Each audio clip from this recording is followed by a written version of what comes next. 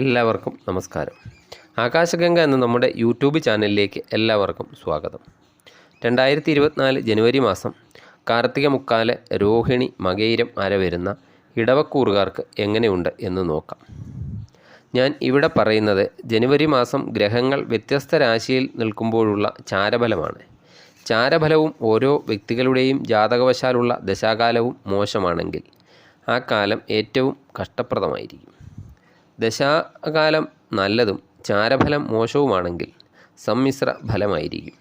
അതിനാൽ പ്രത്യേകം ശ്രദ്ധിക്കേണ്ട കാര്യം, ഇവിടെ പൊതുവായ ഫലമാണ് പറയുന്നത്, അല്ലാതെ ഓരോ വ്യക്തികളുടെയും ഫലമല്ല.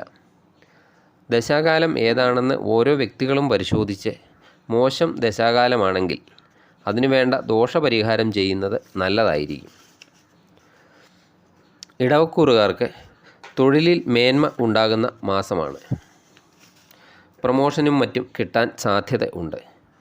പുതിയ തൊഴിൽ അന്വേഷിക്കുന്നവർക്കും സമയം നല്ലതാണ്. തൊഴിൽ സ്ഥലത്ത് അല്പം അസ്വസ്ഥതകളും ഒക്കെ ഉണ്ടാകാവുന്നതാണ്. അതുപോലെ കൂടെ ജോലി ചെയ്യുന്നവരുമായും അല്പം അകലം പാലിക്കേണ്ടതാണ്.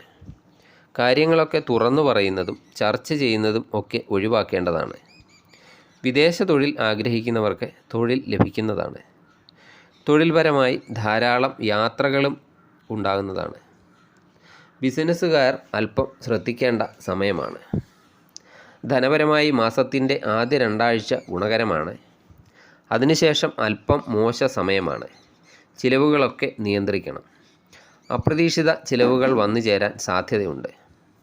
പരമ്പരാഗതമായി കിട്ടേണ്ട സ്വത്തുക്കൾ കിട്ടാൻ ചാൻസ് ഉണ്ട്. അതുപോലെ പെട്ടെന്ന് എവിടെ നിന്നെങ്കിലുമൊക്കെ കുറച്ചു പണം കിട്ടാനും അവസരം ഉണ്ടാകുന്നതാണ്. വിദ്യാർത്ഥികൾക്കും അനുകൂല സമയമാണ് മാസത്തിൻ്റെ പകുതി വരെ. അതിനുശേഷം പഠനത്തിൽ അല്പം ശ്രദ്ധിക്കണം. പരീക്ഷകളൊക്കെ എഴുതുന്നവരാണെങ്കിൽ മാസത്തിൻ്റെ ആദ്യ ഭാഗത്തേക്കാൾ മാസത്തിൻ്റെ അവസാന ഭാഗമാണ് പരീക്ഷയെങ്കിൽ കൂടുതൽ ശ്രദ്ധിക്കേണ്ടതാണ്. വിവാഹം ആലോചിക്കുന്നവർക്ക് അല്പം തടസ്സങ്ങൾ ഉണ്ടാകാം.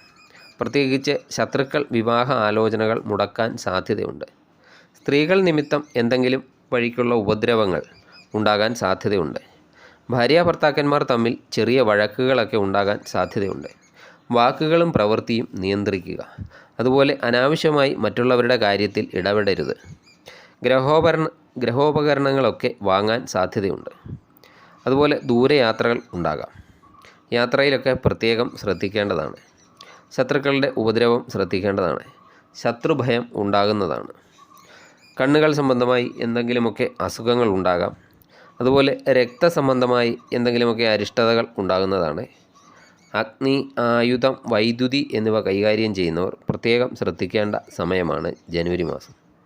ദൈവാധീനത്തിനായി ശിവ ക്ഷേത്രദർശനം നടത്തി പ്രാർത്ഥിക്കുക.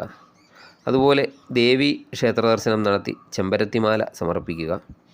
നല്ല പ്രവർത്തികൾ ചെയ്യുക. പുണ്യ സ്ഥലങ്ങൾ സന്ദർശിക്കുക.